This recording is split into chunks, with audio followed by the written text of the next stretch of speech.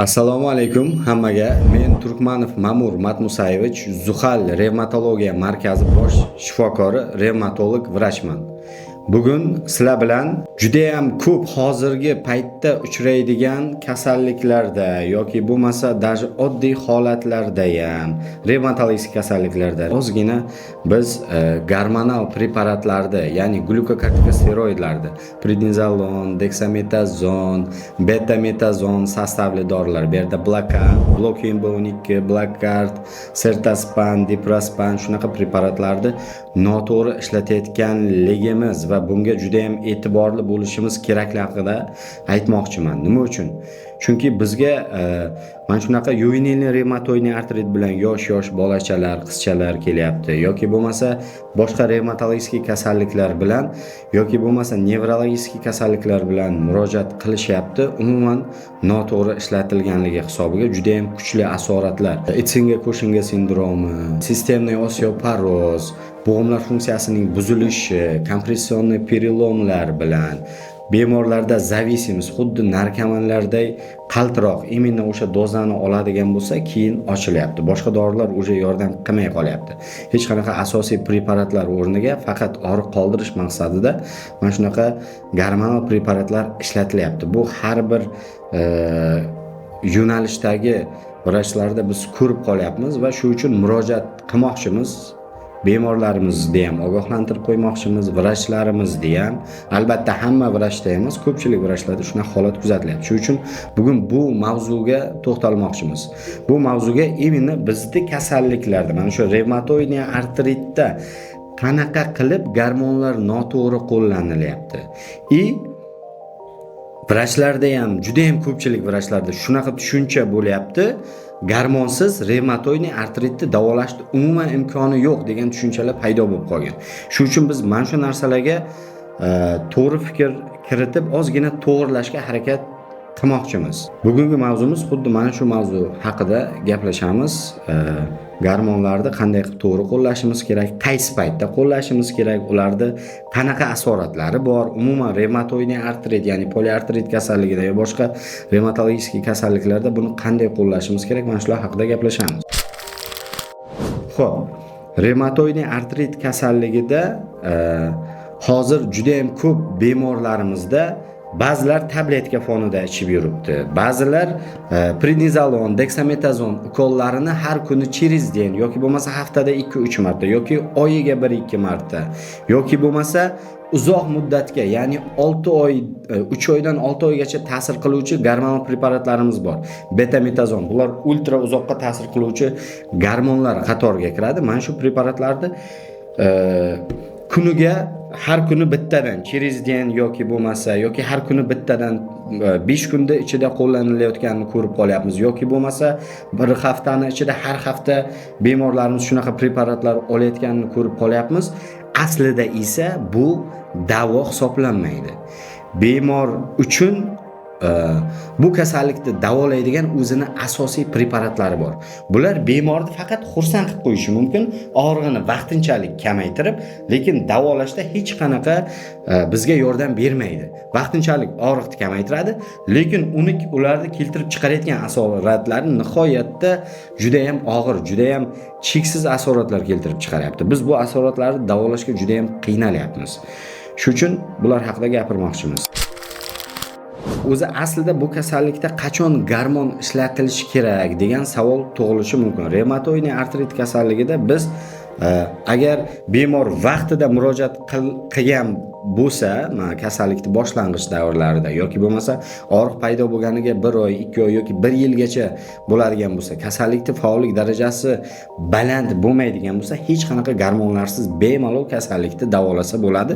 O'zini bazis preparatlari bor. Metotrexat, sulfasalazin, plakvinil, leflunomid, shunga o'xshash bazis preparatlar bor. O'sha dorilar bilan biz davolashimiz kerak va buni butun jahon sog'liqni saqlash standarti tasdiqlab qo'yibdi, hamma joyga yozilgan. Bizda esa bemorlar kelyapti, kasallik boshlangandan birdaniga gormonga o'tkazilgan holati yoki bo'lmasa o'sha gormonga zavisimiy bo'lib qolgan, bemorda hech qanaqa deformatsiyalar yo'q, kasallikda og'ir ko'rinishlari yo'q, o'sha bemor gormon ichib yuribdi. Biz uni kasalligini davolash bitta tomonda qolib ketyapti. Uni gormondan chiqarish ikkinchi tomonda qiyinchilik tug'diryapti bizaga. Shuning uchun agar kasallik birinchi bosqichda, birinchi klinik, erta klinik bosqichda bo'ladigan bo'lsa, umuman gormonal preparatlar kerak emas. O'zining asosiy bazis preparatlari bor. Gormonlarsiz bemalol davolasa bo'ladi. Faqat siz vaqtida murojaat qilishingiz kerak.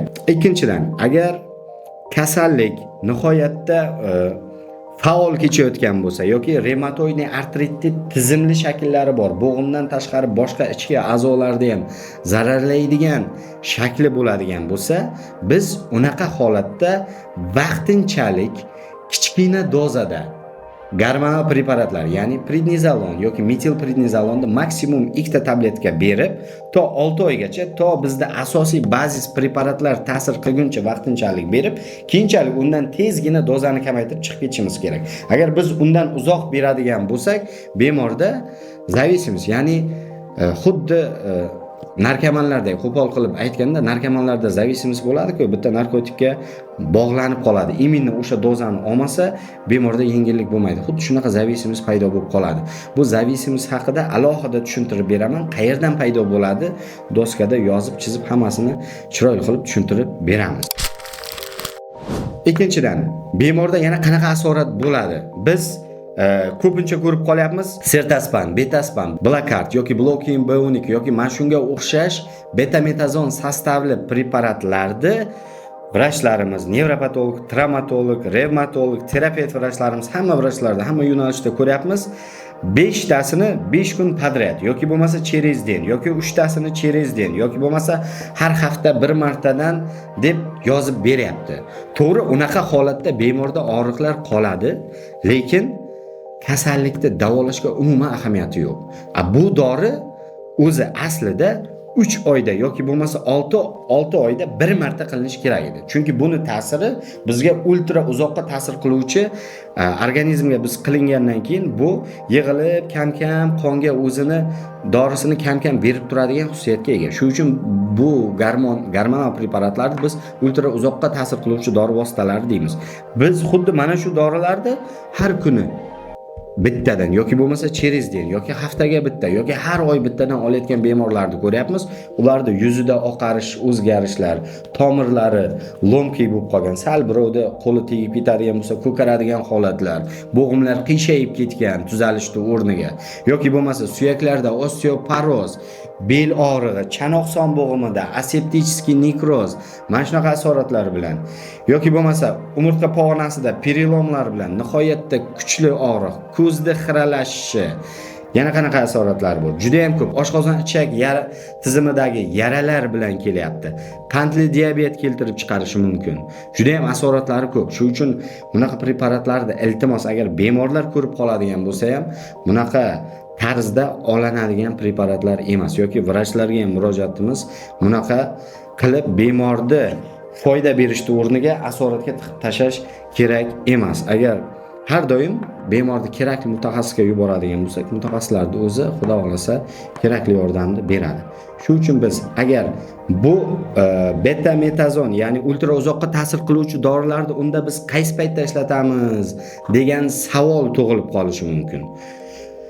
Biz bunaqa dori vositalarini imminno revmatoidniy artrit kasalligida asosan bo'g'im ichiga lokalniy, ya'ni mahalliy tarzda qo'llaymiz, majburiy holatda. Unda ham agar kasallik juda ham kuchayib ketgan bo'lsa, oddiy bizda bazis preparatlar ta'sir qilmayotgan bo'lsa yoki oddiy nosteroid yallig'lanishga, ya'ni MPVSlar ta'sir qilmayotgan bo'lsa, mana shunaqa holatda bo'g'im harakati chegaralanib qolgan yoki bo'lmasa bemorning qo'llarida juda ham shishlar, deformatsiyalar erta rivojlanyapti.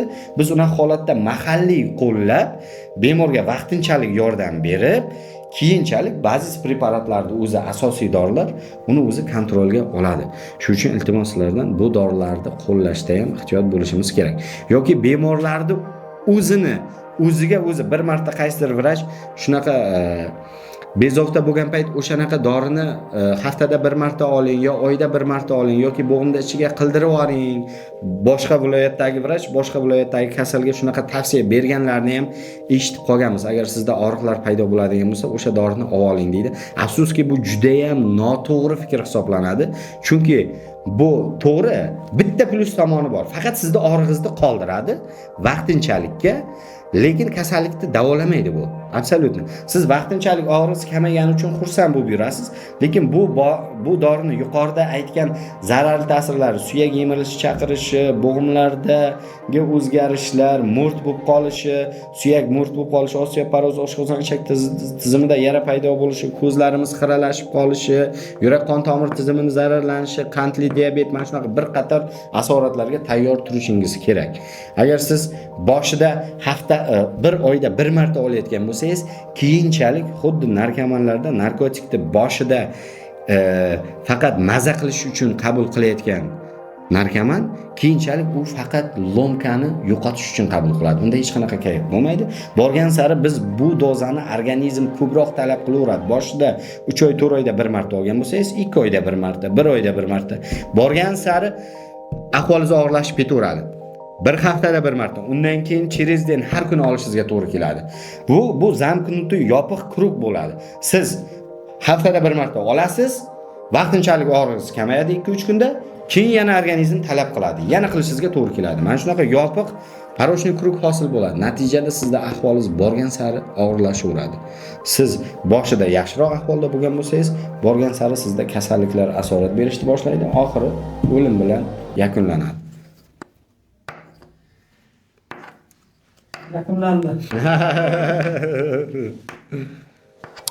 Aslida gormonal preparatlar xavfli degan g'oya kelib qolmaslik kerak-da bizni bu gaplarimizdan. Gormonal preparatlar bu skalpel xirurgning asosiy quroli bo'lsa, gormonal preparatlar bizda revmatologik kasalliklarda juda ham muhim, juda ham kerakli.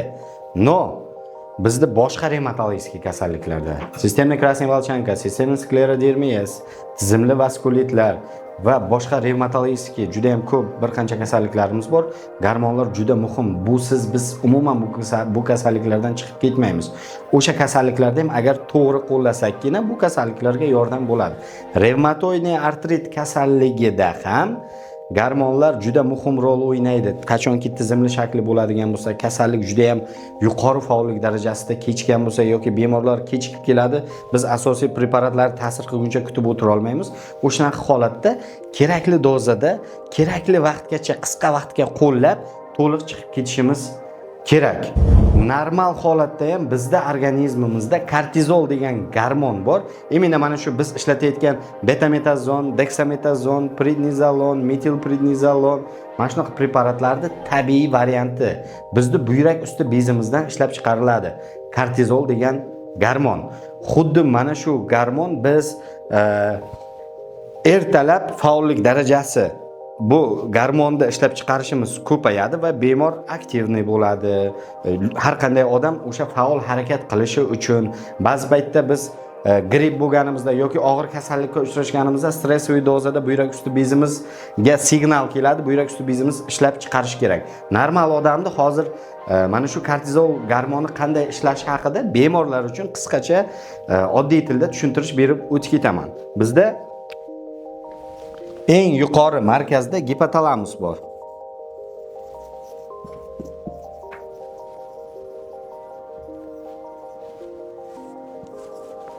Undan keyin gipofiz bor.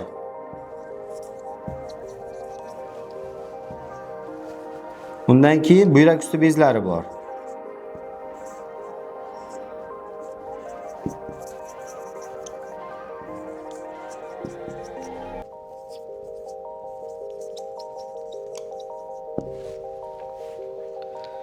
Kortizol gormoni haqida eshitgansizlar. Mana shu qachonki bizda kortizolga ehtiyoj bo'ladigan bo'lsa yoki odatda kunni birinchi yarmida ertalab tongda gipotalamusdan gipofizga kortikoliberin ishlab chiqariladi, gipofizga signal keladi. Gipofizdan esa yoki ehtiyoj bo'lganda gipofizdan esa adrenokortikotrop degan gormon ishlab chiqariladi. boshqaruv garmoni. Imенно mana shu buyrak usti bezini po'stloq qavatidagi garmonlarni stimulyatsiya qiladigan garmon bu, boshqaruvchi garmon, gipofiza. Undan keyin esa buyrak usti bezimizdan kortizol degan garmon ishlab chiqariladi. O'sha men aytgan betametazon, deksametazon, prednizolon, metilprednizolonni tabiiy varianti, o'sha biz aytgan hozirgi garmonlar hammasi xuddi mana shu buyrak usti bezida kortizol deb yozib qo'yaydi.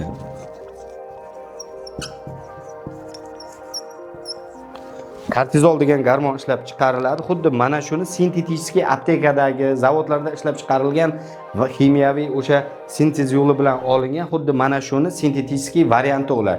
Deksametazon, prednizolon, metilprednizolon, betametazon. Shu uchun biz bu garmonlarni, boya aytgan garmonlarni xuddi mana shu betametazon, deksametazon, prednizolonni biz tashqaridan turib uzoq muddat qo'llaganimizda, qisqa vaqt, boya aytganda reumatoid artritni davolash uchun qisqa vaqt kichkina dozada qo'llasak, bunda hech qanaqa asorat bo'lmaydi.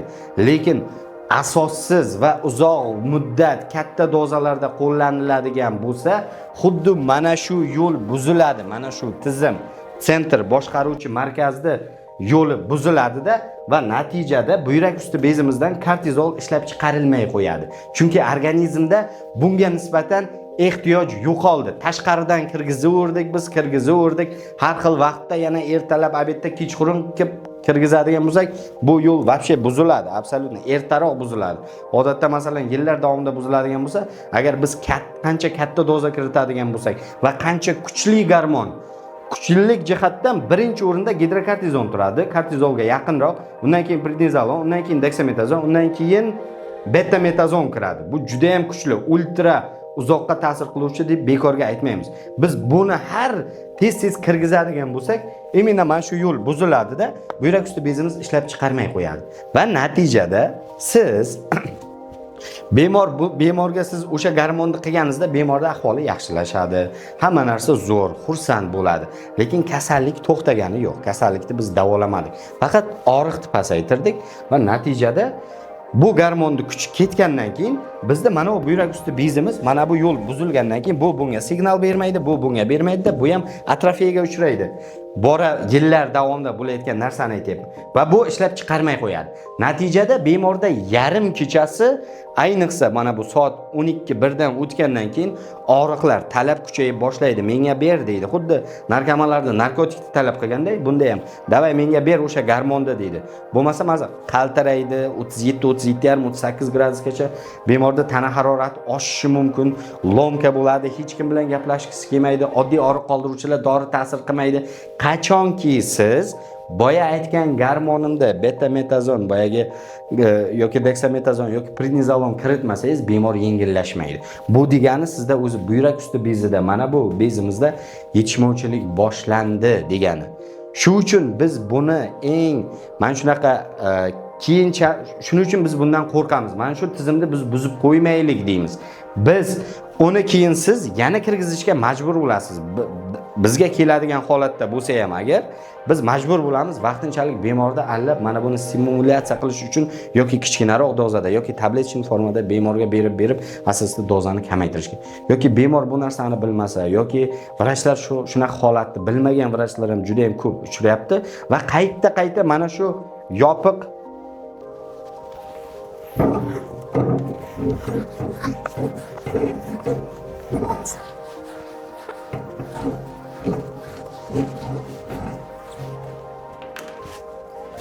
biz bemorga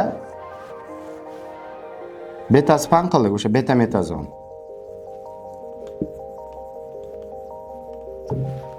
Xoh bo'g'im ichiga, xoh dumbadan, xoh yoki tizimli qo'llash mumkin yoki boshqa joyga, ko'zga, boshqa a'zolarga mahalliy qo'llagan taqdirda ham bular tizimli ta'sir qiladi va natijada yopiq quruq hosil bo'ladi. Bemorda og'riq biroz kamayadi, bemor lekin tuzalgani yo'q.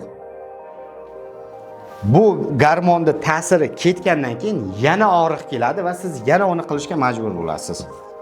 Bu yerda yopiq quruq, zamknutый quruq hosil. Natijada buni boya aytgan zararli ta'sirlari, pobochkalari, asoratlari keltirib chiqaradi. Ko'z xiralashadi, suyaklar mo'rt bo'lib qoladi, oshqozon ichak tizimida, yurak qon tomir tizimida muammolar kelib chiqadi. Borib eng asosiysi bemor kak narkomanday bo'lib qoladi. O'sha narsani oladigan bo'lsa yengillashadi, olmasa yengillashmaydi. Oddiy dorilar yordam bermaydi. Aslida bizning maqsadimiz og'riqni qoldirish emas edi. Bizning maqsadimiz kasallikni davolash edi. Kasallikni davolash uchun ba'zi preparatlardan biz foydalanishimiz kerak edi. Qaysi ba'zi preparatlar deydigan bo'lsa, metotrexat, leflunomid, plaquenil, sulfasalazin. Agar sizda reumatoid artrit kasalligi tasdiqlanadigan bo'lsa, xuddi mana shunday ba'zi preparatlardan foydalanishimiz kerak edi. Betametazondan emas, absolutna.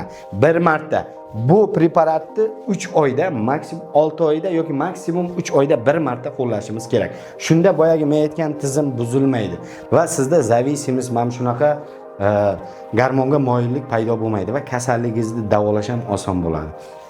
Afsuski bu gormonal preparatlarning birortasi reumatoid artritda davolashda hech qanaqa ahamiyatga ega emas. Kasallikni to'xtatmaydi ham yoki bo'lmasa yaxshilamaydi ham. Bu bizga faqat vaqtinchalik kasallikni faollik darajasini nisbiy tushirib turguncha, to asosiy mana bu ba'zi preparatlarimiz ta'sir qilguncha biz bulardan yordam so'rab turamiz. Keyinchalik bundan chiqib ketishimiz kerak. Конечно, fiziologik dozada kichkina va maksimalni qisqa davrda foydalanishimiz kerak. Hozirda buni nafaqat revmatolog terapevtlar xato ishlatyapti. Nevropatologlarni shunaqa holatda ishlatayotganini ham ko'ryapmiz. Maqsad og'riq qoldiruvchi yoki travmatolog vrachlarni ham ko'ryapmiz. Aslida balkim bilib qilayotgandir, balkim bilmay qilayotgandir. Buni to'xtatish kerak. Bu juda ham katta asoratlarga olib keladi. Yoki bo'lmasa bemor o'zi shunaqa holatlar bo'lyapti. Bemor tuxumdonni, bachadonni oldirib tashlagan. Bemorda postkastratsionni sindrom, bemor estrogen, progesteron yetishmovchiligi bo'lgani uchun vahimaga tushib qolgan. Shunaqa menda og'riqlar bor deyapti. Biz bemorni ko'ramiz, bo'g'imlarda hech qanaqa og'riqlar yo'q. Masalan deylik, lekin bunday olgan dorilarni ko'radigan bo'lsak, u bizdan oldin travmatologga borgan, nevropatologga borgan va og'riq bo'lgani uchun bemorda aslida gormonal yetishmovchilik bor edi, ayollik gormonni yetishmovchiligi. Shuni hisobidan vahima, har xil og'riqlar o'ziga o'zi kashf qilyapti. Vrachlar bo'lsa unga gormonal betametazon preparat yozib bergan, uzoq muddatga ta'sir qiluvchi. Maqsad uni og'rig'ini kamaytirish edi, chunki bemor o'ziga o'zi og'riyapti deb qayta bezovta qilavergan vrachga mana shunaqa og'riq qoldiruvchi dorilar yozib bergan. Aslida esa muammo boshqa joyda edi.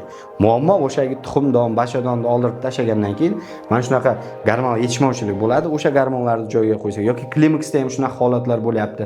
Darrov og'riq qoldiruvchi qoldirish maqsadida mana shunaqa gormonal preparatlar yozilyapti. Shuning uchun biz mana shunaqa holatlarni ko'rganimiz uchun, bemorlarda asoratlar kuzatilayotgani uchun hammaga, xalqqa ham, vrachlarga ham murojaat qilmoqchimiz. Iltimos, bu narsani qilish kerak emas. Shu bilan videomizni yakunlamoqchimiz. Kamchiliklar bo'lsa qabul qilasizlar, yozib qoldirsalar, keyingi safar to'g'rilashga harakat qilamiz. Bu videodan birinchi o'rindagi maqsadimiz bemorlarni nima deydi, mana shunaqa qiyinchilikka tushirmasdan, bilib, ko'rib, oxirigacha tekshirib, aniq xulosaga kelib, keyin davolasak. Chunki bemorlar juda og'ir asoratlar bilan bizga murojaat qilishyapti. Yosh hali balog'atga yetmagan bemor klinikaga borgan, 70 kg vaznda bo'lgan, 2 haftadan keyin 100 kiloga yaqin, 95-100 atrofida edi, aniq eslolmayman. Shunaqa vazn bilan chiqyapti va hozirgacha qiynalib yuribdi. Bu kasallikni biz asoratini davolashga juda ham qiynalyapmiz. Yoki undan tashqari yana bir bemorimiz 40-50 даже 50 ga ham kirmaganda 35-40 yosh atrofida ikkita farzandi bor.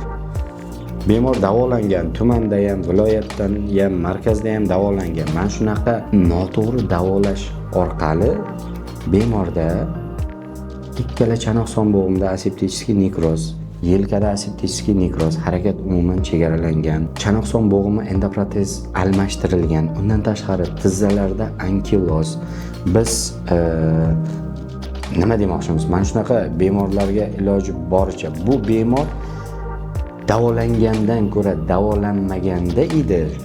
Bir yilda ichida shunaqa katta asorat bo'lyapti. Mana shu gormonlarni noto'g'ri qo'llash natijasida mana shunaqa kuchli o'zgarishlar, kuchli asoratlar bemorda pastella qolib ketyapti. Yosh ayol, ikkita farzandi bor, uni eri ham tashlab ketyapti. Natijada mana shunaqa og'ir holatlar bo'lyapti. Ham tibbiy muammoga duch kelyapti, ham sotsial muammoga duch kelyapti. Shuning uchun iltimos sizlardan har bir ishimizni bilib, asoslab qiladigan bo'lsak, mabodo agar bemorlarga murojaatimiz mana shunaqa holat o'zlaringizda qaysidir vrach sizlarga shunaqa holat yozib berayotgan bo'lsa, ozgina ChatGPT bilanmi yoki bir ishongan vrachingiz bilanmi обязательно bir tekshirishimiz kerak va shoshmaslik kerak. Gormon preparatlarni qo'llashdan oldin yaxshilab o'ylab ko'rib, mutaxassislardan so'rab, maslahatlashib keyin qo'llasak yaxshiroq bo'ladi. Aslida revmatoidni artritni davolash bunaqa murakkab emas. Vaqtida murojaat qilinadigan bo'lsa, vaqtida to'g'ri tashxis qo'yilib, vaqtida to'g'ri davolanadigan bo'lsa, xudo xolasa bemorda hech qanaqa asorat bo'lmaydi. Bemalol davolasa bo'ladi. Siz bilan men qanday yashayotgan bo'lsak, sog'lom oddiy odamlar qanday yashayotgan bo'lsa, ular ham xuddi shunday yashashga haqqi bor va xuddi shunday yashaydigan nasib bo'lsa. Shuning uchun iltimos sizlardan hamma sog'ligiga e'tiborli bo'lsin. Keyingi videolarda ko'rishguncha